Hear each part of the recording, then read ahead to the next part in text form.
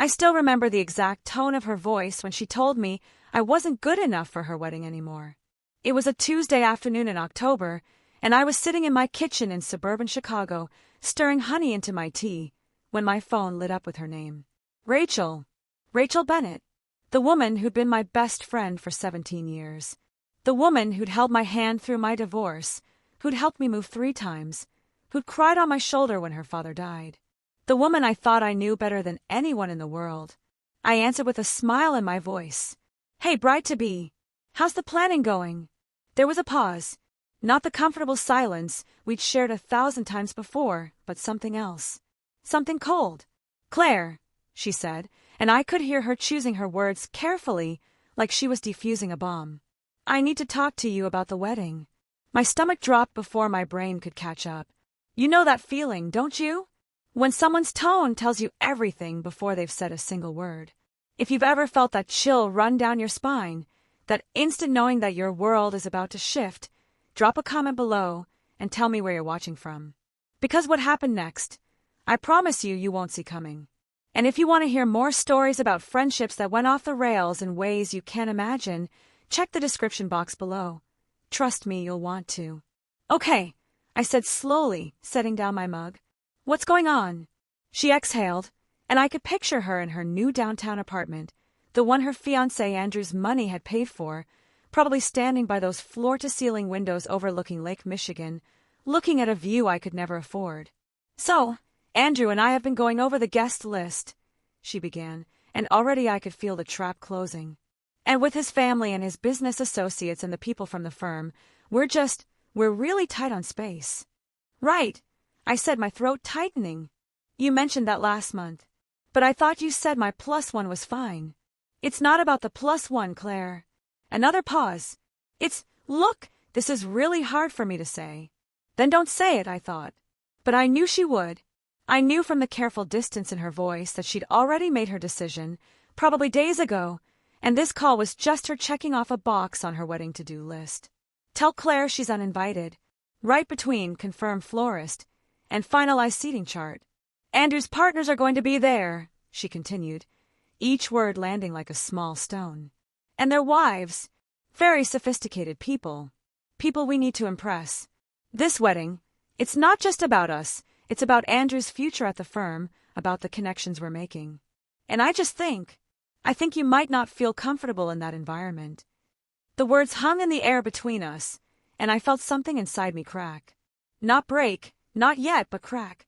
Like ice over a lake that's not quite ready to shatter but will, with just a little more weight. You're uninviting me, I said flatly. Not a question.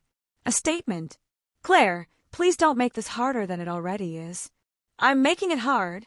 I could hear my voice rising, but I couldn't stop it. Rachel, I introduced you to Andrew. At my birthday party 2 years ago, remember? I'm the one who sat with you for hours helping you decide between venues. I'm the one who held your hair back when you drank too much wine and cried about whether he was really the one. And now I don't fit in. It's not personal, she said, and I almost laughed at the absurdity of it. Not personal? You're telling me I'm not good enough for your new life, and it's not personal. I'm telling you that you teach elementary school in the suburbs and wear Kohl's dresses and drive a 10-year-old Honda, she snapped, and there it was. The truth, finally, without the careful packaging. These people, they live differently. They notice things, and I can't have them judging Andrew through his choice of wedding guests. My hands were shaking now, gripping the phone so hard my knuckles went white. 17 years of friendship reduced to this. To my tax bracket. To the label on my dress. To whether my car was impressive enough to park in her wedding venue's lot. So what you're saying, I said quietly, dangerously, is that I'm an embarrassment. I'm saying you wouldn't fit in with my new crowd, she corrected, as if there was a difference. I'm saying this is better for everyone. You'd feel out of place, and I'd feel stressed trying to make sure you were okay, and it's just easier this way. Easier. For her. I thought about all the times I'd been there for her. The night she called me sobbing at 2 a.m. because she caught her ex-boyfriend cheating. The time I'd driven 4 hours in a snowstorm because she'd had a panic attack and needed someone with her. The years I'd listened to her dreams and fears and petty complaints and celebrated her victories like they were my own. And I thought about the venue she'd chosen, the Ashford estate, that beautiful, sprawling property in Lake Forest with the gardens and the stone terrace and the vintage chandelier in the ballroom. I'd been the one to recommend it to her, months ago, after I'd seen photos online. I'd been the one who'd said, "Rachel, this is it. This is your venue. It's perfect." I'd been right. It was perfect. And now I wouldn't even be there to see her get married in it. But here's the thing about being underestimated, about being dismissed as not sophisticated enough, not wealthy enough, not important enough. It makes you quiet. It makes you careful. It makes you think before you speak. And in that moment, with my heart hammering and my eyes burning with tears I refused to let fall, I made a choice. "You know what, Rachel?" I said, and my voice was steady now, calm. Dangerously calm. "I wish you all the best. I hope your wedding is everything you've dreamed of. I hope Andrew's partners are impressed. I hope you fit in perfectly with your new crowd." "Claire, I mean it," I interrupted. "Congratulations. Have a beautiful day." And I hung up. I sat there in my kitchen for a long time, staring at my phone, watching the screen go dark. My tea had gone cold. Outside, the October wind was shaking the last leaves from the trees, and somewhere down the street, I could hear children laughing as they got off the school bus. My life, the life Rachel had just dismissed as too ordinary, too beneath her, was happening all around me. But inside me, something else was happening. Something cold and clear and absolutely certain. Rachel had made a mistake. Not just in how she treated me, but in forgetting who I was. In forgetting who I knew. In forgetting that 17 years of friendship meant I knew things about her. Yes, but it also meant I knew people. The right people. And one of those people, as it happened, owned the Ashford estate. Her name was Jennifer Walsh, and she'd been my roommate's sophomore year at Northwestern. We'd stayed close over the years, not best friends close like Rachel and I had been, but solid, real. The kind of friendship that didn't need constant maintenance, but was there when you needed it. Jennifer had inherited the estate from her grandmother 5 years ago and had transformed it into one of the most sought-after wedding venues in the Chicago area. And 3 months ago, when Rachel had been frantically searching for the perfect place, I'd made a call. Just one call. "Hey, Jen, my best friend is getting married, and she's looking for something special. Would you have any availability for next April?" Jennifer had checked, had found a cancellation, had held the date for Rachel before anyone else could grab it. Rachel had been so grateful. She'd hugged me, told me I was the best friend anyone could ask for, that she didn't know what she'd do without me. That was 3 months ago. Now, standing in my kitchen with the autumn light fading outside my window, I picked up my phone again. And I called Jennifer. Jennifer answered on the third ring, and I could hear music in the background, the faint clink of glasses. "Claire." "Hey, sorry, I'm just wrapping up a venue tour." "What's up?" For a moment, I almost backed out. Almost said, "Nothing. Never mind, talk to you later," and hung up. Because what I was about to do would cross a line, and we both knew it. Once I said the words, there was no taking them back. But then I thought about Rachel's voice. "You wouldn't fit in with my new crowd." I thought about 17 years of friendship dismissed like a clearance rack dress. I thought about how easily she'd erase me from her perfect day. "Jen," I said quietly, "I need to talk to you about Rachel Bennett's wedding." The background noise on her end faded.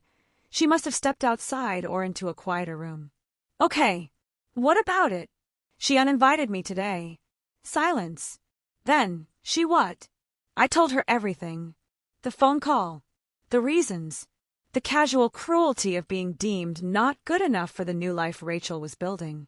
When I finished, Jennifer was quiet for a long moment. "Claire, I'm so sorry. That's awful." "Yeah." I pressed my fingers against my eyes, willing myself not to cry. "Yeah, it really is. What do you need from me?" And there it was. The question. The door opening to a choice I couldn't undo. If you've ever stood at a crossroads like this, knowing that what you do next will define who you are, not who you think you are, but who you actually are when the world has been cruel to you, then you know exactly how I felt in that moment. Drop a comment about a time you had to choose between taking the high road and taking the satisfying road. Because I promise you, the road I chose, it led somewhere I never expected. "I need to know something," I said. "The contract Rachel signed for the venue. What are the terms?" Jennifer didn't hesitate. She knew exactly what I was asking.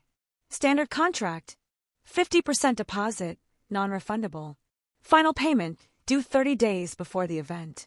There's a clause about cancellations. If we have to cancel for any reason, we refund everything. But the client has to give us 90 days notice to get anything back. And if you cancel, if the venue has to cancel, then we're liable. We refund everything, and they can pursue damages if they want to push it. I took a breath. What about scheduling conflicts? What if, hypothetically, there was an error? What if someone double-booked a date by accident? The silence on the other end lasted longer this time. When Jennifer spoke again, her voice was careful, measured. Claire, what are you asking me to do? I'm asking if mistakes happen. If sometimes, even with the best systems, dates get confused. Especially when venues are booking a year in advance and managing multiple events. Claire, I'm the one who connected her to you, I said, and I could hear the edge in my own voice now. I made the call. I vouched for her. I told you she was my best friend, and you held that date for her based on my word. And now she's decided I'm too embarrassing to be seen with. Too suburban. Too Coles. Too Honda Civic. She said that. Essentially, yes. I heard Jennifer exhale slowly. You know what you're asking me to risk here. If anyone found out this was intentional. It wouldn't be intentional, I said quietly. It would be an unfortunate clerical error. A scheduling mistake. These things happen, Jen. We're all human. Another long silence. Then, when's the wedding? April 14th. And today is October 17th, Jennifer said, thinking out loud. So she's well within the 90-day window for changes. But if I call her now and tell her there's been a mistake, that the date isn't actually available, she'd still have 6 months to find another venue. 6 months, I agreed. Plenty of time. It's not like I'm ruining her wedding. I'm just removing one option. The perfect option, sure. But just one option out of hundreds. The option you gave her, Jennifer said. Exactly. The option I gave her. Because that's what friends do, right? They help each other. They connect each other to the right people. They make things happen. I paused. And sometimes, when those friends decide you're not worth keeping around, those connections go away. I could hear Jennifer thinking, weighing the risks, the ethics, the satisfaction of it all. We've been friends for over 20 years. She knew me. She knew I wasn't spiteful or vindictive by nature. She knew that for me to be asking this, the hurt must have cut deep.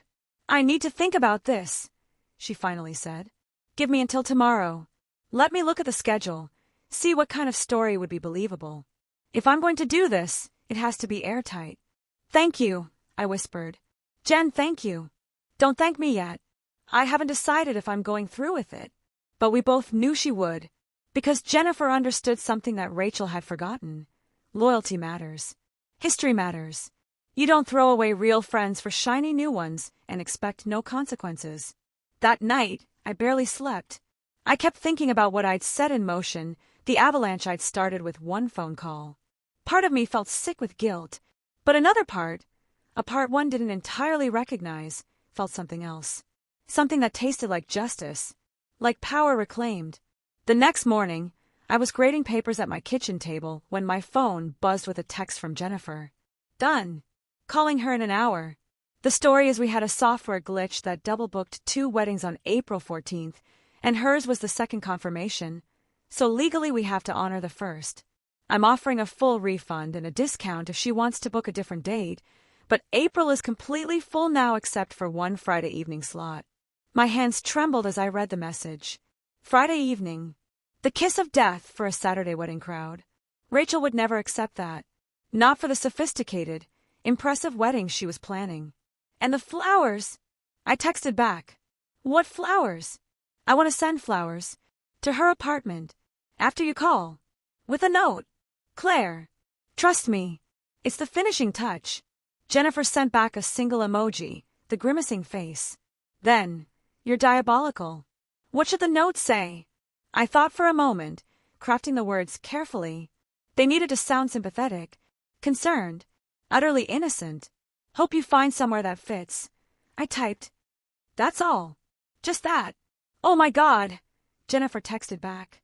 You're using her own words against her. She told me I wouldn't fit in, I replied. I'm just hoping she finds a venue that does. Remind me never to cross you, Jennifer wrote. Then, okay, calling her now. I'll let you know how it goes. I set my phone down and tried to focus on the papers in front of me. Third graders' essays about their favorite seasons. Emma Wallace had written about fall because the leaves are pretty and you can jump in them. Simple. Honest. Pure. I wondered what Rachel would write about fall now. The season when she'd planned her perfect wedding. The season when it all started to unravel because she'd forgotten that everyone fits somewhere, and that sometimes the people you dismiss are the ones holding up your whole world. 20 minutes later, my phone rang. Jennifer. It's done, she said, and I could hear the adrenaline in her voice. She's furious, Claire. I mean, absolutely furious. She kept saying there must be some mistake, that her wedding planner confirmed everything just last week, that this can't be happening. She threatened to sue. She cried. She demanded to speak to my manager. I had to remind her I own the place. What did you tell her? Exactly what we agreed. Software glitch, double booking. First contract takes legal priority. I'm so sorry, but my hands are tied. I offered her the Friday slot and 3 other dates in May, all with a 20% discount. And she said no venue in their caliber would have availability this late, that I've ruined everything, and that she'll make sure everyone knows how unreliable we are. Jennifer laughed, but it sounded strained. I'm probably going to get some nasty reviews out of this. I'm sorry, I said, meaning it. Jen, if this blows back on you. It won't, she interrupted. The story holds up. We really did have a software issue last month. Nothing this dramatic, but enough that this is believable. And honestly, anyone who acts the way she just did, threatening lawsuits and smear campaigns over a scheduling error, that reflects on her, not me. Still, I owe you. Yes, you do. But Claire, the flowers. Send the flowers. Because that's poetry. I order them that afternoon. A beautiful arrangement of white orchids and lilies, sophisticated, expensive, exactly the kind of flowers Rachel would have chosen for her wedding. And the note, tucked inside on cream cardstock with my name signed at the bottom. Hope you find somewhere that fits. They were delivered the next day, 48 hours after she'd uninvited me, right around the time she was probably on her 10th panicked phone call to other venues. And then I waited. The response came faster than I expected. It was Saturday evening, 4 days after Jennifer's call to Rachel, and I was curled up on my couch with a book and a glass of wine when my phone started buzzing. Not ringing, buzzing. Text after text after text, all from the same number. Rachel. The first one said, I know what you did. My heart stopped. For a moment, I couldn't breathe. Then I forced myself to read the rest. The flowers. Hope you find somewhere that fits. Real mature, Claire. I know you're behind this. The venue falling through right after you called. That's not a coincidence. That's sabotage. You always had to make everything about you. Even my wedding. Even this. You couldn't just be happy for me, could you? You had to punish me. I can't believe I wasted 17 years on someone so petty and vindictive. Andrew was right about you. He said you'd be a problem. He said you were jealous of what we have. Don't contact me again. We're done. And when people ask why you're not at my wedding, I'll tell them exactly what kind of person you really are. I sat there staring at my phone, watching the messages roll in, each one angrier than the last. My hands were shaking. The book had fallen to the floor. Wine was sloshing dangerously close to the rim of my glass. And then, strangely, I started to laugh. Not a happy laugh. Not a satisfied one. A shocked, disbelieving laugh at the sheer audacity of it all. She'd uninvited me because I was too embarrassing for her new life. And now she was angry that there were consequences? She'd thrown away our friendship like garbage, and now I was the villain? I set down my wine glass very carefully and typed back a single message. I have no idea what you're talking about. I'm sorry you're having venue troubles. I hope you figure it out. Then I blocked her number. If you've ever been accused of something you technically did but will never, ever admit to, you know that moment when you have to decide. Do you defend yourself, or do you just let them think what they want to think? Because here's the truth. The more you deny, the more guilty you look. Sometimes the best response is silence. If you've ever played that game, drop a comment. And if you're wondering what happened next, trust me, you need to stick around. Check the description box for more stories about revenge that went sideways, because this one was about to take a turn I didn't see coming. That night, I couldn't sleep. I kept thinking about Rachel's messages, about the rage in them, the certainty that I'd sabotaged her. She had no proof. She couldn't have proof, but she knew. Deep down, she knew. And the worst part, she was right. I had done this. I'd made one phone call, planted one seed, and watched it grow into a disaster that was currently consuming her perfect plans. I'd wanted her to feel a fraction of what I'd felt when she dismissed me. I'd wanted her to understand that actions have consequences, that you can't treat people like disposable accessories and expect your life to keep running smoothly. But lying there in the dark, staring at my ceiling, I felt something I hadn't expected to feel: guilt. Not regret, exactly, but guilt. Because no matter how much Rachel had hurt me, no matter how callous she'd been, what I'd done was calculated, deliberate. I'd used my connections to hurt her the same way she'd used her words to hurt me. Were we even anymore? Or had I just become someone I didn't recognize? The questions haunted me through the weekend. By Monday, I'd almost convinced myself to call Jennifer to tell her to fix it somehow, to uncancel Rachel's venue. But then I got to school and found a voicemail waiting on my work phone. It was from Andrew, Rachel's fiancé. "Claire, this is Andrew Whitmore. I think we need to talk. She's having a really hard time with this venue situation. I know you two had a falling out, and I know she probably handled it badly. She tends to get defensive when she's stressed. But this wedding means everything to her, and honestly, to my career. If you had anything to do with what happened at the Ashford estate, I need to know. Because if you did, we can figure this out. Adult to adult. No drama. Just call me back. Please." His voice was calm, measured, almost kind. The voice of someone who was used to negotiating, to finding solutions, to smoothing over problems. I deleted the voicemail without calling back. But it ate at me all day. Through math lessons and recess duty and parent conferences, Andrew's words kept circling in my head. This wedding means everything to her, and honestly, to my career. That's what this was really about, wasn't it? Not love, not commitment, not the sacred bond of marriage. Career, impressions, climbing the social ladder. And I just kicked out one of the rungs. That evening, I was walking to my car in the school parking lot when I saw someone leaning against the driver's side door. A man in an expensive suit, mid-40s, with the kind of groomed appearance that screamed corporate success. "Andrew." "Don't worry," he said, holding up his hands as I froze. "I'm not here to threaten you or make a scene. I just want to talk. 5 minutes. That's all I'm asking." Every instinct told me to get in my car and drive away. But curiosity, and maybe a small, masochistic part of me that wanted to hear what he had to say, made me stay. "How did you know where I work?" I asked. "Rachel told me. Before all this. She used to talk about you a lot, actually. Said you were the most loyal friend she'd ever had." He smiled sadly. "Guess that's ironic now. She uninvited me to her wedding because I wasn't impressive enough for your colleagues," I said flatly. "So forgive me if I'm not feeling particularly loyal. I know. And that was wrong." Andrew ran a hand through his hair, a gesture that seemed genuinely stressed, not performative. "Look, Rachel and we come from different worlds. She grew up working class, put herself through community college, worked her way up to a decent job in marketing. But it's never enough for her. She always feels like she has to prove herself, like she's one wrong move away from being back where she started. And when she met me, met my family, saw the life my parents had built, the connections, the opportunities, it triggered something in her.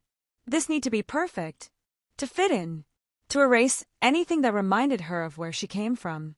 And I reminded her, I said quietly. "You reminded her of the life she's terrified of falling back into," Andrew confirmed. "Not because there's anything wrong with you, Claire, but because you represent the life she's running from. The teaching job, the modest house, the normal, everyday existence. She can't see it as valuable because she spent so long seeing it as something to escape." I wanted to be angry. I wanted to tell him that none of that justified what Rachel had done, how she'd made me feel. But instead, I just felt tired. "Why are you telling me this?" I asked.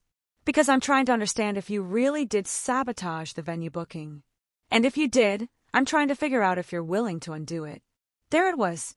The real reason for his visit. I didn't sabotage anything, I said, meeting his eyes. Your fiancé decided I wasn't good enough for her wedding. That's all I know.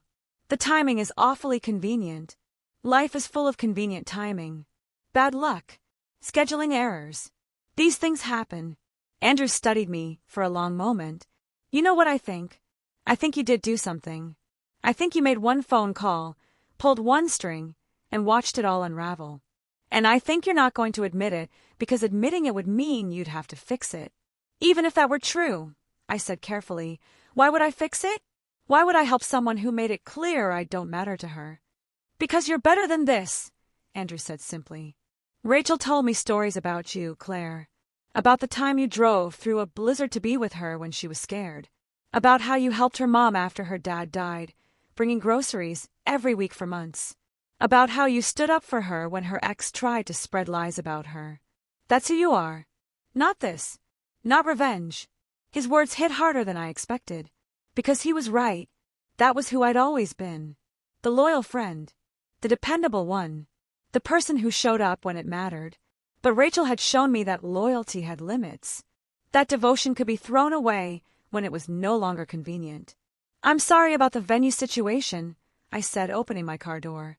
I really do hope you both find somewhere perfect. But I can't help you. Even if I wanted to, I couldn't. These things are out of my hands. Claire. Goodbye, Andrew. And congratulations on your wedding. Whenever and wherever it happens. I got in my car and drove away, watching him shrink in my rearview mirror, still standing in the parking lot looking lost and defeated. And for the first time since this whole thing started, I felt like crying. The wedding happened on April 14th after all. Not at the Ashford estate. They never did find another venue that matched what they'd lost. Instead, Rachel and Andrew got married at a hotel ballroom in downtown Chicago. Nice enough, professional enough, but generic. The kind of place that hosted 3 weddings every Saturday, where the decorations had to be set up in 2 hours and torn down by midnight to make room for the next day's events. I know this because Emily Morrison told me. Emily, another friend from our old circle, someone Rachel had kept on the guest list because Emily's husband was a successful surgeon and therefore impressive enough for the new crowd. Emily called me the day after the wedding, and I could hear the judgment in her voice before she even started talking. Claire, what happened between you and Rachel? She wouldn't stop talking about you. Not in a good way. She told everyone you'd sabotaged her venue out of jealousy. My stomach dropped. She said that. To everyone. To anyone who would listen. She made you sound like a villain. Like you deliberately ruined her day because you couldn't handle her success. Emily paused. Is it true? Do you think it's true? I asked quietly. I think Rachel has changed a lot in the past year. I think she forgot who was there for her before Andrew came along. And I think whatever happened, you had your reasons. I closed my eyes. How was the wedding? Honestly, uncomfortable. Too many people who didn't know each other trying to be impressive. Andrew's family looked miserable. Rachel looked stressed the entire time, like she was waiting for something to go wrong. And the venue. Claire, you would have hated it. It was so impersonal. So cold. Nothing like the Ashford estate. She told me I wouldn't fit in with her new crowd, I said, and my voice cracked despite my best efforts. She said I was too suburban, too ordinary, too embarrassing. I know. She told me what she did. Tried to justify it, actually. Said she was doing you a favor by not putting you in an awkward situation. Emily scoffed. That's when I knew she'd lost herself. The Rachel we knew would never have said something like that. After we hung up, I sat with that conversation for a long time. Rachel had told everyone. She'd made me the villain of her wedding story, the jealous ex-friend who couldn't handle being left behind. And maybe she was right. Maybe I couldn't handle it. Maybe everything I'd done was just proof that she'd outgrown me and I'd lashed out like a wounded animal. Or maybe, what I'd done was simply show her that actions have consequences. That you can't treat people like disposable props in your life story and expect them to keep supporting you from the sidelines. I didn't know anymore. The line between justice and revenge had blurred so completely I couldn't see where one ended and the other began. 3 weeks after the wedding, I got a letter in the mail. Not an email. Not a text. An actual letter, handwritten on cream-colored stationery. It was from Rachel. I almost threw it away without opening it. But curiosity, that same self-destructive curiosity that had kept me watching this train wreck unfold, made me sit down and read it. Claire, it began, and her handwriting was shaky, like she'd written it in tears. I don't know if you'll even read this. I don't know if I deserve for you to read it. But I need to say these things, even if you never respond. I know you're the reason the venue fell through. I know it. I can't prove it, but I know. And the worst part is, I understand why you did it. I treated you horribly. I threw away 17 years of friendship because I was so desperate to fit into Andrew's world that I forgot the world I came from. The world where you were always there, always solid, always real. I've been thinking a lot about what you said. Actually, what you didn't say. You hung up and you never defended yourself. You never argued. You just wished me well and disappeared. And that's when I should have known I'd made a terrible mistake. Because you've never been the type to fight dirty or play games. If you walked away that easily, it meant I'd crossed a line you couldn't forgive. The wedding happened. It was fine. Beautiful, even by most people's standards. But it wasn't what I wanted. It wasn't the Ashford estate. It wasn't the day I'd planned with your help, with your recommendations, with your connections. And the whole time, I kept thinking about you. About how you should have been there. About how none of this would have happened if I hadn't been so stupid and scared and desperate to impress people who don't actually matter.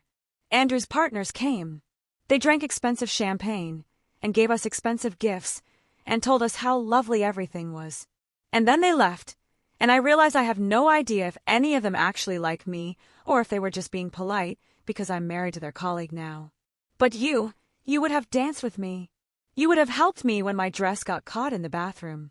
You would have laughed at my terrible toast and cried during the vows and been genuinely, truly happy for me. And I threw that away because I was embarrassed by where I came from. By the fact that my best friend teaches elementary school instead of running a hedge fund. By the fact that loyalty and history and love somehow seemed less valuable than social climbing and appearances. I don't expect you to forgive me. I don't expect you to respond to this letter. But I needed you to know that I'm sorry. I'm so sorry. And I miss you. I miss my friend. I miss the person who knew me before I started pretending to be someone I'm not. I hope you're well. I hope you're happy. I hope someday you can think of me without anger. Love, Rachel. I read the letter 3 times, and by the 3rd time I was crying. Not because I forgave her. Not because the letter changed what she'd done or erased the hurt, but because I could hear her in those words. The real Rachel. The one I'd been friends with for 17 years. The one who'd gotten lost somewhere between community college and corporate dinners. I thought about writing back. About telling her that yes, I had made that phone call. That I'd used my connection to hurt her the way she'd hurt me. That I'd felt justified and righteous, and then gradually sickened by my own vindictiveness. But I didn't write back. Because some things, once broken, can't be fixed with apologies. Some friendships, once betrayed, can't be superglued back together with pretty words and regret. Instead, I kept the letter in a drawer in my kitchen, next to the old photos of us from college, from trips we'd taken, from ordinary Tuesday nights when we'd stayed up too late drinking wine and talking about everything and nothing. Reminders of who we used to be. Before she decided I wasn't enough. Before I decided to prove her right in the worst possible way. 6 months later, I ran into Andrew at a coffee shop in Lincoln Park. I almost didn't recognize him at first. He looked thinner, more tired, like the polish had worn off. He was sitting alone at a corner table, staring at his laptop but not really seeing it, and when I walked past with my latte, he looked up and our eyes met. "Claire," he said, and there was something in his voice. Relief, maybe. Or resignation. "Andrew." I hesitated, caught between wanting to keep walking and wanting to know. "How are you? Can you sit? Just for a minute." I shouldn't have. I should have made an excuse and left. But I sat down anyway, because apparently I was still a glutton for punishment. "Rachel's been in therapy," he said without preamble. "Twice a week since the wedding. Working through a lot of stuff. Her childhood, her insecurities, why she sabotages the things that matter most to her." "That's good," I said carefully. That's healthy. She talks about you sometimes. In therapy, I mean.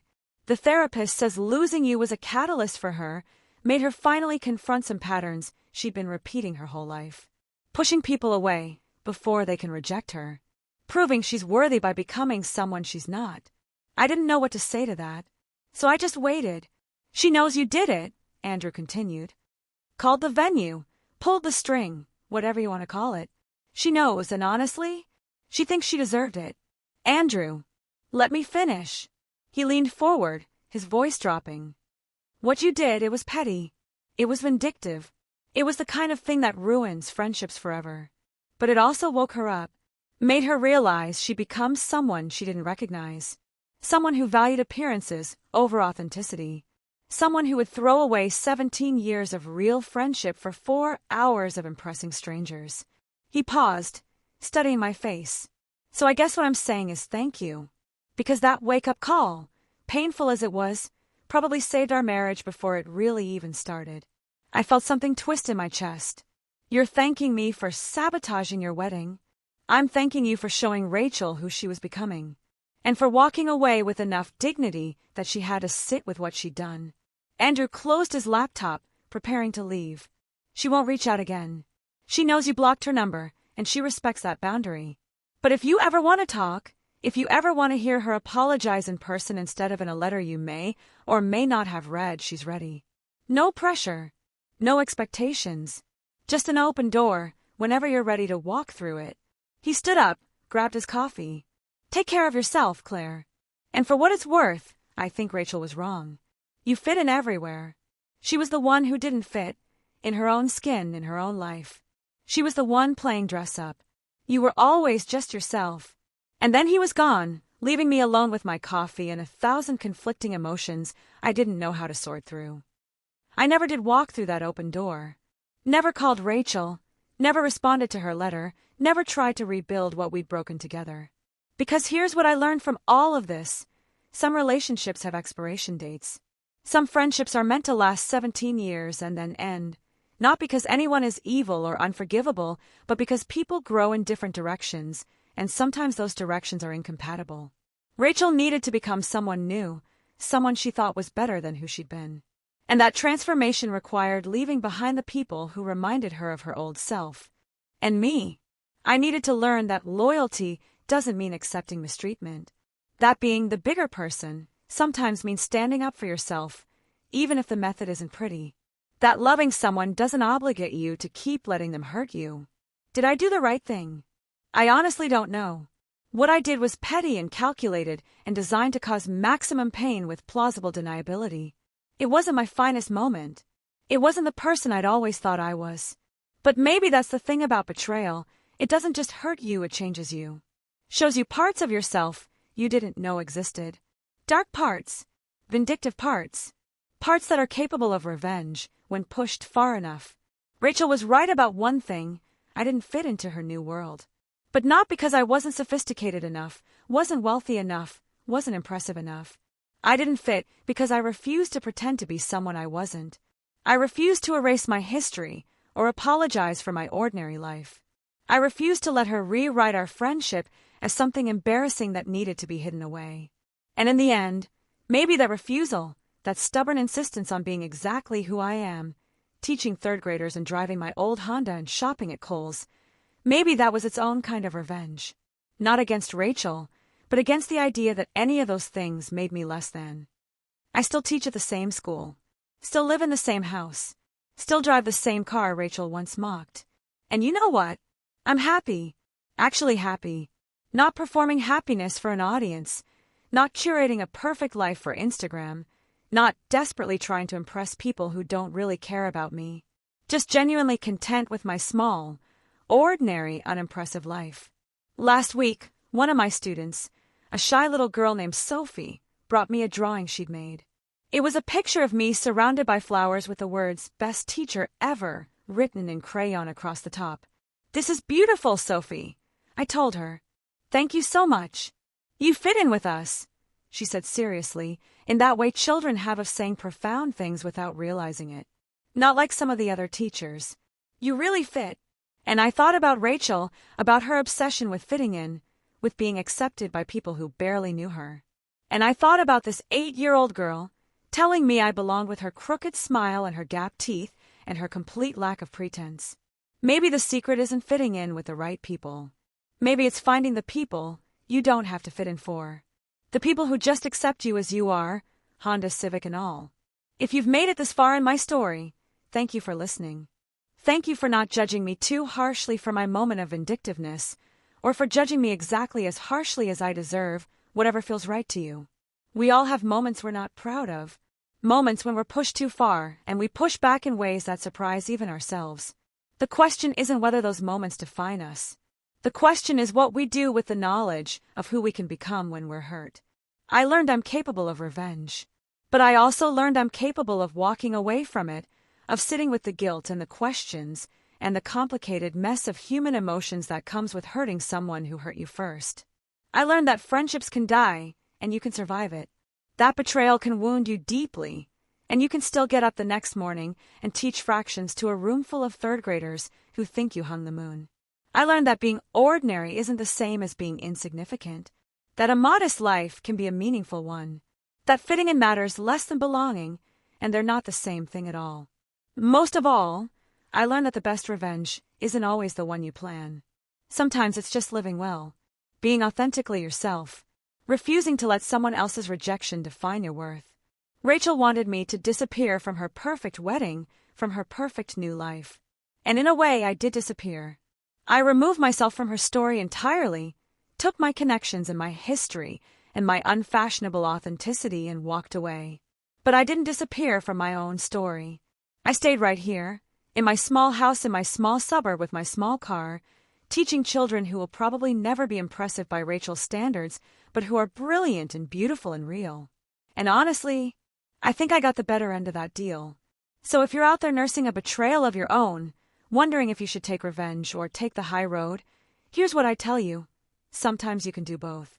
Sometimes standing up for yourself looks like pettiness from the outside. Sometimes the high road isn't about being nice. It's about knowing your worth and refusing to accept less. And sometimes the best revenge is simply this, living a life so full and so genuine that the person who rejected you realizes, too late, what they lost. I hope Rachel is happy with Andrew, with her new friends, with the life she built by leaving me behind. I really do. Not because I'm particularly noble, but because her happiness or unhappiness doesn't affect mine anymore. She's not the main character in my story. She's barely even a supporting role now. She's just someone I used to know. Someone who taught me what I would and wouldn't accept. Someone who showed me that I'm strong enough to walk away, petty enough to exact a little vengeance, and wise enough, eventually, to let it all go. That's the thing about revenge, in the end. It feels good for about 5 minutes. And then you have to live with who you became in the process of getting it. I can live with who I became. I'm not proud of every choice I made, but I'm not ashamed either. I'm just human, flawed and complicated and capable of both loyalty and spite, depending on how you treat me. And if that doesn't fit into someone's carefully curated life, well, that's okay. I've learned I don't need to fit in everywhere. I just need to belong somewhere. And I do. Right here in my ordinary life, with my ordinary friends, teaching ordinary children who might grow up to do extraordinary things. That's enough. That's more than enough. That's everything. Thank you for being here with me through this whole messy story. If it resonated with you, if you've been through something similar, or if you just want to share your thoughts, I'd love to hear from you in the comments. Tell me where you're watching from and what you'd have done in my situation. Would you have made that phone call? Would you have walked away? Would you have forgiven her? And if you want to hear more stories like this, stories about betrayal and revenge and the complicated, messy reality of human relationships, check the description box below. Because real life is never as simple as heroes and villains. Sometimes we're both. Sometimes we're neither. Sometimes we're just people doing the best we can with the hurt we're carrying. Take care of yourselves out there.